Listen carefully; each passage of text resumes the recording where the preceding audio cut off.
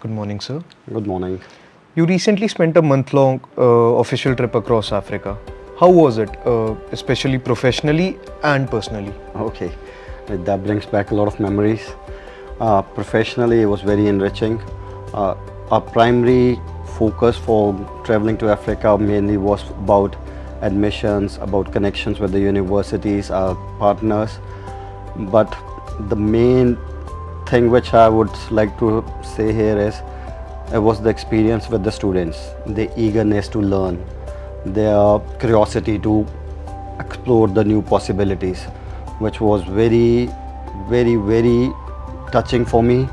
Was our primary focus was again for the student mobility, and it was about the collaborations. But then the experience with the students, that always stands out. I remember once I was in a school, the students, when they ask so many questions, good questions, and sometimes it's just a simple question. They ask, "Sir, how can I go abroad?" Or "Can I really go abroad?" So this kind of experiences, when we answer them, like the possibilities which we show to the students, it's very enriching. Personally, I would say staying away from the family for about a month or two, it takes toll on you. Yes, It's tiring. It's really you tiring. miss your family, but when you wait, like what you really believe in, it helps you pass through the journey. So both ways, it was a good experience. Thank you for sharing that with us, sir. So, before we move any further, I would like to introduce myself, the guest, and the show. Hello, this is Tsuneyh Sharma, and you're watching Off the Record with CGC Mohali.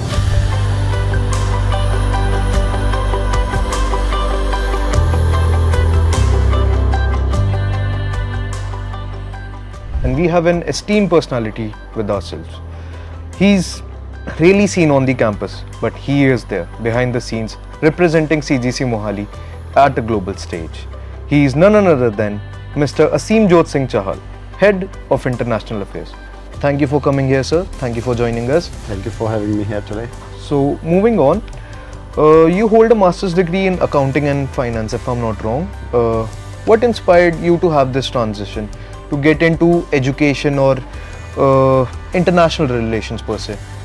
Okay, so the journey started long back. Once I was also an international student. Okay. I've done my master's in professional accounting from La Trobe University, Australia. So I've always had this experience of an international student. I know the challenges, I've gone through it, I've lived that life.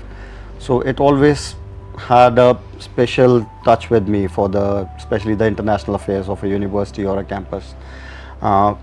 Doing accounting was, initially it was my love. Studying accounting, doing the numbers was always my thing. But then something was missing. I talked to myself. Once I was sitting in the office doing accounting, I was working with the firm, and I knew there was something missing. Basically, my interest was interacting with the students, or my communication skills, and plus the love for traveling as well. So when I got a chance to explore more ideas about the international collaborations, the international affairs, and I remember starting into it 7-8 years back now. So from day one, I knew this was the thing for me. So, but again, in the accounting as well, you have to do a lot of things, planning and everything, and the numbers, calculations. Same ways with the international affairs, there's a lot of things which needs to be done. So there is a mix,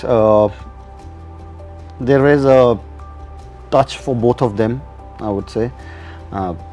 There's a certainly not exactly similar, but there are a few similarities which I'm using my accounting skills here in the international affairs as well. Could you exemplify it? There could be a lot of things, because every planning, every new project and everything, it involves finances. Financial Definitely. planning is there, financial execution, dealings. So a lot of accounting does come and play over here as well. I'd like to know more about that one moment when you felt something was missing. How did it actualize and the shift materialize in Basically, it's about realizing your potentials. It's about knowing yourself. Being an international student, I was helping the university back in Australia as well. I used to visit their international office, sometimes helping them with some projects or something. Over there we had a buddy system as well, I remember. So I was that's where it all started back like 15 years back. I was a buddy for a few of the other students who were the new joining in. Could you shed light for our viewers what the buddy system means? It's basically giving support to the new students. When the new students, anyone comes in from different countries, when a new student comes in. So over there we had this thing called buddy system. The old students used to help the new students Okay. to just Do we to have fit in the something place. like that over here too? Yes, so that experience I've brought it with me as well. Okay. So we started over here as well, which we call it a international buddy systems. So buddies, international buddies basically. So because when you see the students, they have come long way from home. They have shown the strength first of all just to cross the borders, cross the oceans and come to study in India. Leaving their culture, family. Leaving everything behind, it requires a lot of courage. So first of all, I always admire the strength of the students. They have taken the first step to cross the oceans and come here. So once they're here, to make them feel comfortable and to make sure that they learn good, that's the part which international affairs office is playing over here. So that all their problems are solved, or their issues are addressed, and once they're here, so that's where the buddies comes in. Okay. Moving forward, sir, among all your international visits, which one is your favorite and why? Okay, that's a tough one. There has been a Could lot you of list visits. out where have you been like throughout your career? All the I've places? been to more than 30 countries. Okay. So basically almost all continents. But recently I have traveled more in Africa. So if one country I have to talk about, I would say Tanzania. Okay. I've even learned Swahili a bit now, the local language. So Tanzania, I would say, is real close to my heart. Again, as I was telling you earlier, it's not about the beauty of the place or anything. It's about the people, the connecting with the people and what you learn from them. It's not always about giving. It's about, I always keep my mind open as well, and I tell all my students as well, every day is a learning experience, and it's not just learning from the classrooms, it's learning from each other, it's learning from any person. So Tanzania, I would say, basically when there are special moments for Tanzania, when you go to the schools, when you go to the conferences there or meeting the teachers, the students over there, they have a lot of eagerness to learn, the curiosity to explore new places. So that's why I always consider Tanzania as a place which is always close to my heart, and the students over there, Tanzanian students. And in fact, I would say that was my first country in the international collaborations visits as well. So maybe that's why it holds a special place. Do you have any interesting story of your travels? There are a lot of them. There are a lot of stories, but Please lend us one. there could be, there are plenty of them in every aspect, be it education, be it meeting people, be it, so when we are traveling, say for example, I was on a work trip only in Kenya once, but then there on a Saturday and Sunday I had a chance to visit Masai Mara as well, which are the world's biggest jungles. Okay. So Masai Mara, that's the biggest national park. The 2 days I spent there, it was the best recreational thing ever happened, and have a lot of stories, a lot of good photos over there. So yes, I would say that one. So I would like to ask you, for a regular student, how do these international collaborations or MoUs impact their academic journey and the usual cultural experience? Okay, that's a good question, and at the end of the day, the students, all these big words which we use, MoUs, articulations, collaborations, they hold no meaning if they don't benefit the students. So they benefit the students in a lot of ways. Sometimes the students don't even realize it right now, but later on during their as the studies will progress, they will realize how important it has been. Not only it's not only just the physical movement, like students going from here abroad. It could be anything: semester exchange programs, summer programs, or the articulation 2+2 programs. Then it could be the online lectures as well, the visiting guest faculties. Say for example, when a student, for the ones who cannot go there physically, we over here in CGC, every now and then we have the guest faculties which are visiting us. When they talk to the students, like yesterday only we had a university from Canada which was here talking to our BBA students. So the students, they get to learn a lot from them. They get to know the ideas of the other professors, their knowledge. I believe in a classroom, when the professors, they give a lecture, if not all, 10 to 20% of them, they keep those thoughts in their minds throughout their life. So it gives them a very big impact, and sooner or later they realize it. Plus this international exposures, they always add to your CVs. When you're going for the job placements and all, with you in the CV where you'll see the international exposure, it always holds an edge.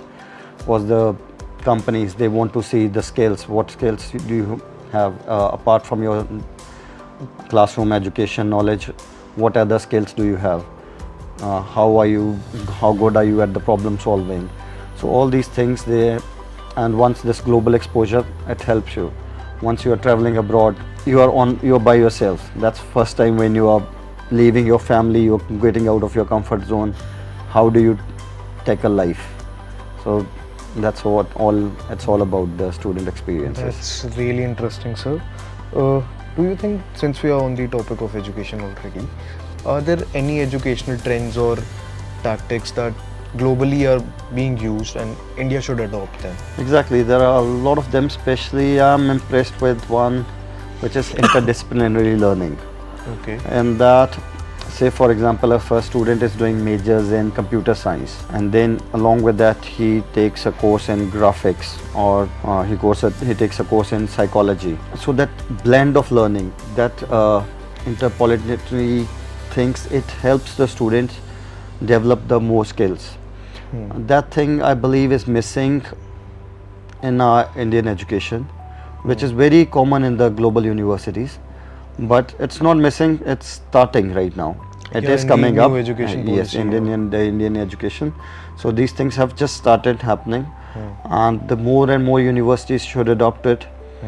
Secondly, which is closer to my heart, is the student affairs, the student welfare of all the universities, they should have the international affairs office, which should be there to help solve the student problems, because we cannot take all students as similar.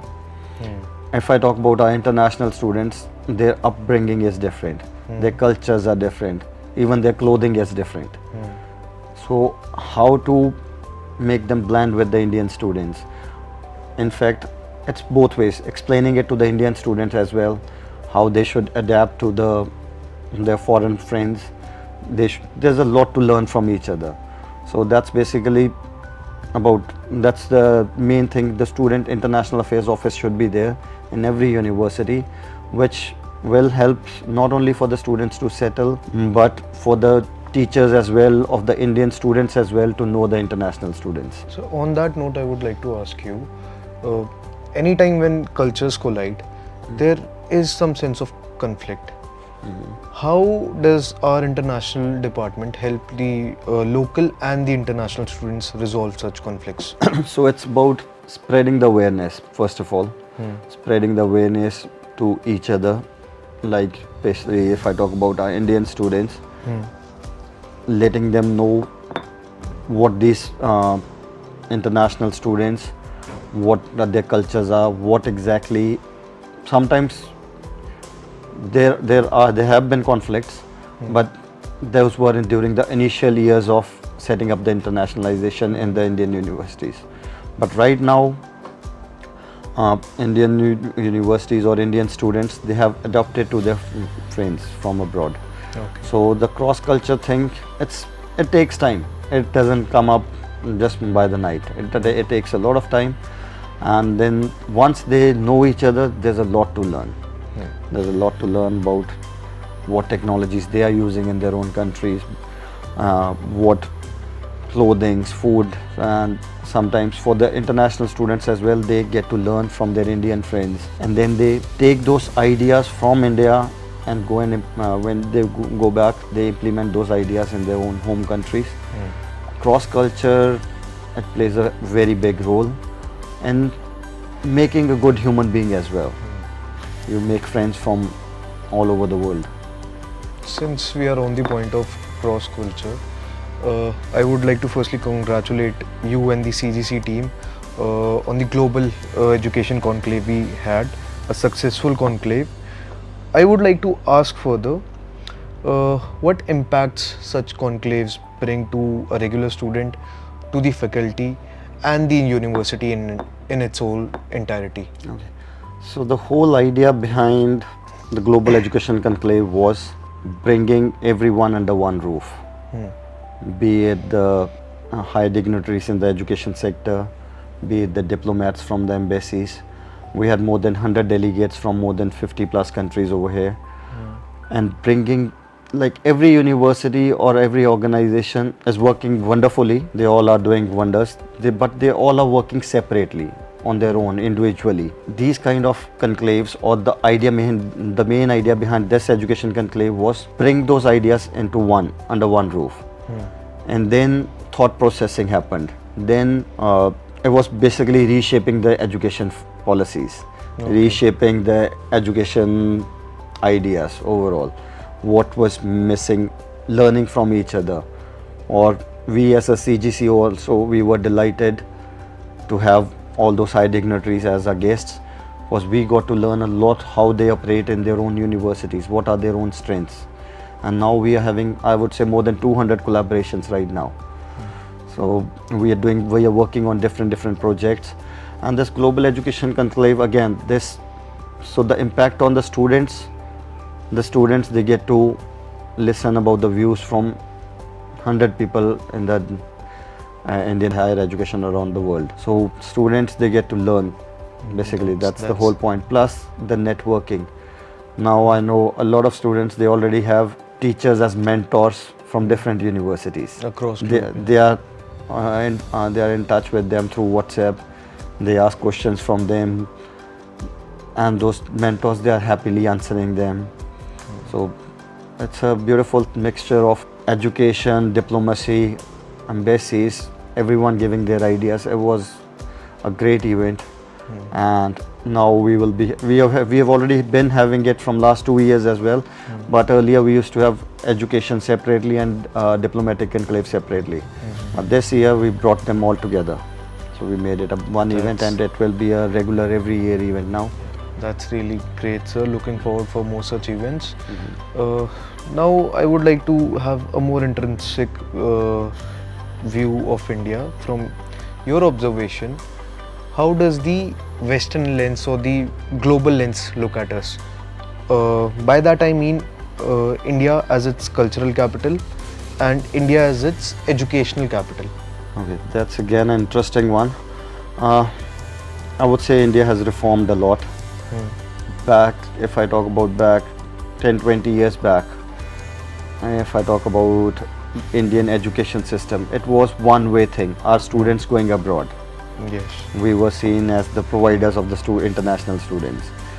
But today, we are seen as a partners. We are the collaborators. We are providing the education to the foreign students. We are leading the world in the technology sectors. Our Indian, if you see the top 500 companies, the top 500 Fortune companies, and that also the Indian origin people, they are leading, they're setting the example. And it's not just about the big things, I'll say about the small things as well, be it the startup projects in the rural areas, or be it students solving coding in the rural areas of India. So the globalization has reached to a next level in India right now.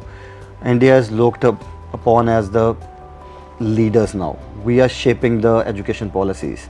We are shaping the globalized, not only education but technology and all the other fields as well. And whatever field we talk about, the basic of it always is the education system. It is. So there's been a lot of trend which has changed. We are still learning. I wouldn't say we are the experts already. Yes, we are the experts, but we are still learning, and there's still a long way to go for the India to be leaders in the globalized Since world. you mentioned the word experts, there's this whole thing going on about India being the Vishwaguru. What's your idea about that? See, undoubtedly, we already have been Vishwagurus, I would say. If I talk about education started way back in India. We all have studied mathematics. Yes, we. The first digit in mathematics is 0. That was invented by an Indian guy, Aryabhatta, right? So if we have already been the inventors, we have been shaping the policies like the new education policy. It's a good mixture of tradition plus transformation. Like India right now, it's on the verge of, it's on an intersection, I would say, of traditional education plus the transformation, right? So Indian education, it's shaping up. Again, I would say we are already the Vishwagurus, but again, every day is a learning experience. So learning plus passing on that knowledge to the other parts of the world. Okay, that's really an interesting perspective, sir. When we sign a global MoU, how does the international department contribute in planning, execution and the academic development? I would say you've already answered my question. Planning. So that's the most important thing. First of all, we don't just sign any MoU with any of the universities. There's a lot of research which goes behind it. We have a very, very good team for the international and the international office. So everything first starts with the research. We do what kind of projects we want to work, what kind of MoU we want to sign.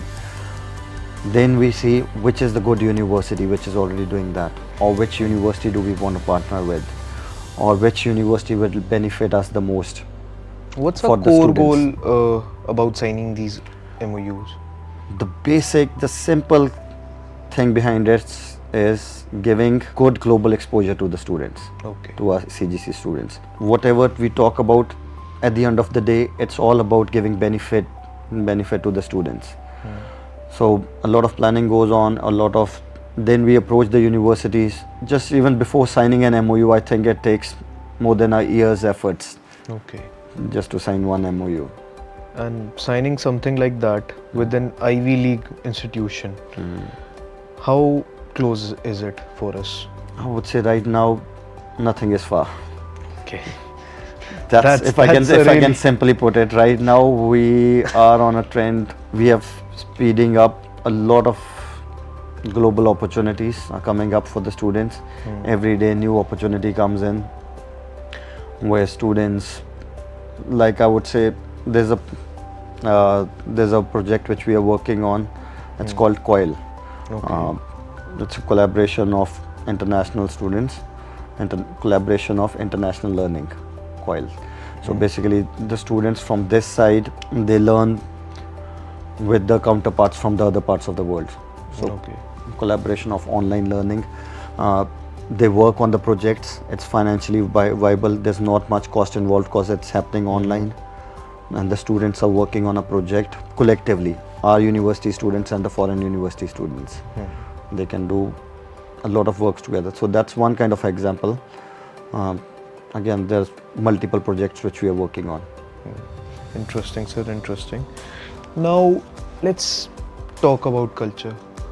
A lot of people say culture impacts a human, and culture means a lot to a human.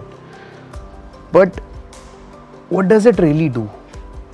Like, in sense, what I'm asking is, when somebody from outside comes over here and they explore a new perspective, a new culture, what actually happens?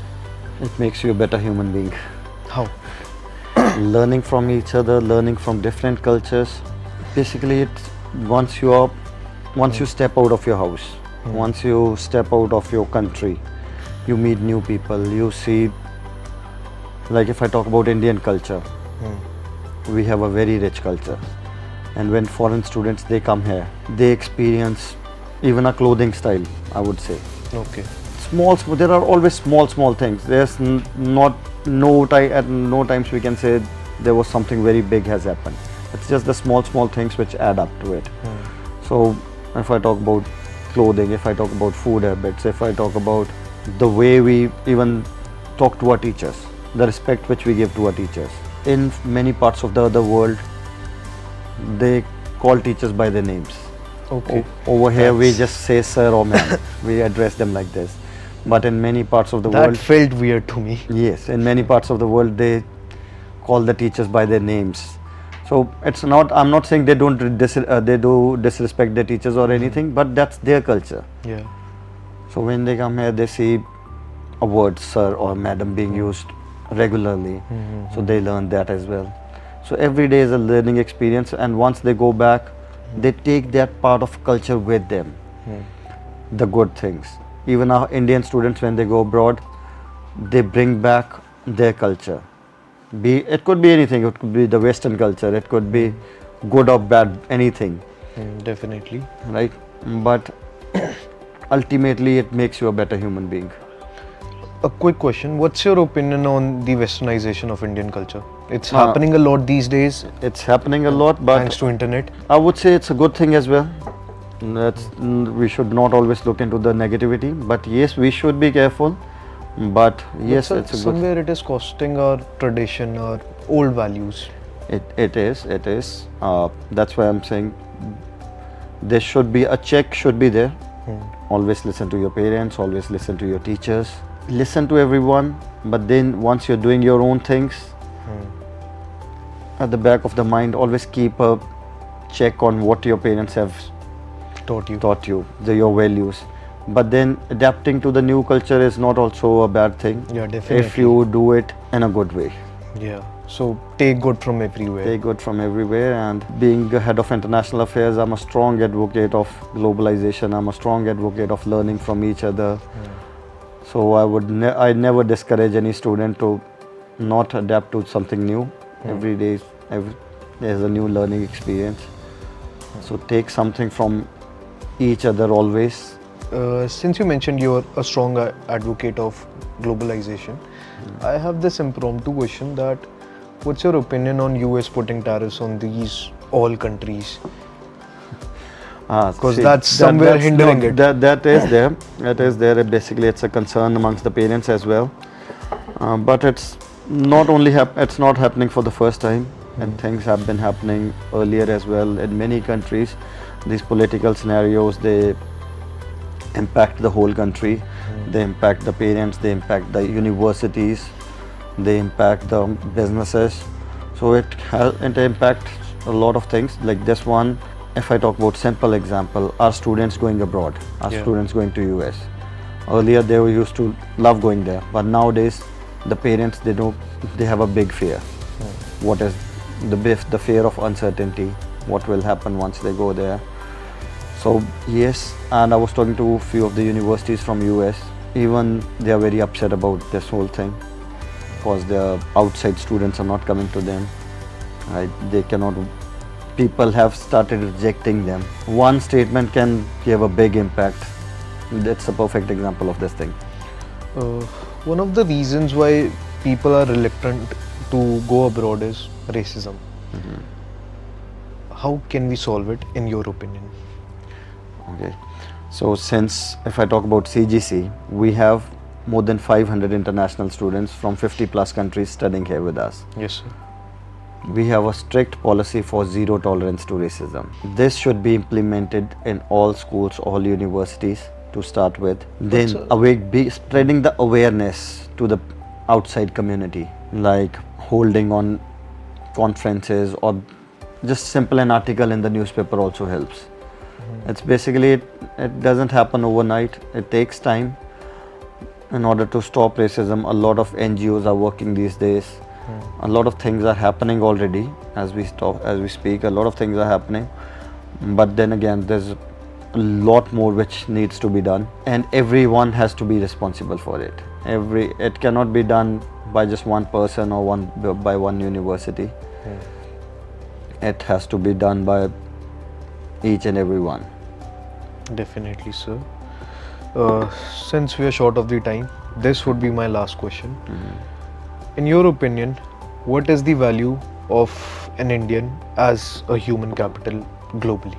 I think we've already discussed a lot of points on this one, but Yes. the main thing is the value of an Indian student. It has enriched. It has gone up a lot nowadays. Not just a student, an average Indian. An average Indian, yes, because of this global exposures, because of the Indian education system, because of the Indian leading the world in the technology sector. We are the leaders in the medicine sector as well. India is producing more engineers than anywhere in the world. We are the factory of engineers. We are leading the world in IT sectors, and people outside world, the globalized world, they know that value now. They know when the Indians, they go in those countries, nowhere would you see an Indian being indulging in a lot of wrong things. Okay. Indians are very peaceful. We as Indians, we are very educated. We are very hardworking. This is the perception of the whole world. This is how the world looks at us. We are the hardworking. We are the smart minds. We are well educated. So that's how the global world looks at the Indians nowadays. They love to hire Indian students. They love to promote Indians in their companies. So the That's perception has changed a lot now. That's really great, sir. Great having this conversation with you. Do you have anything to say to our students, our faculty, or anyone per se? First of all, thank you so much for having me here and giving My me this pleasure, sir. opportunity to talk from the heart about about my experiences. But my message to all the students out there is explore all the opportunities you have. You have your mobile phones all the time. Don't just watch reels on them. Go on Google, search about the program, search about the opportunities which the world holds for you. Broaden your mind. Explore as many opportunities as you can. Go places whenever you get a chance. Travel wherever you can. Whenever you get an opportunity, go for the study abroad, higher education. Go for, or after your education, explore the whole world. So nowadays everything is within the reach. Within 24 hours you can be anywhere in the world. It's that easy. The visas, they are very easy. So sometimes when we don't know anything, we feel like it's very hard. Maybe just going for a summer program or going for an internship to Malaysia. Sometimes you might think that it's very hard to do, but trust me, it's very easy. Our International Affairs Office, the doors are always open for everyone, be it students, teachers, or even the outsiders. Feel free to come meet us. So reach out, clear all your doubts, and whenever you get a chance, whenever you have any foreign delegates visiting you, giving you lectures, ask as many questions as you can. Don't just sit back and listen and come back to the classes. Listen to what the ideas they're presenting and ask questions. That's my message to everyone. Thank you. Thank you for such wise words, sir. Thank you for coming. Thank you for giving us time. Thank you everyone for watching. This was me, Tsuneyh Sharma. You were watching Off the Record with CGC Mohali. Thank you. Thank you.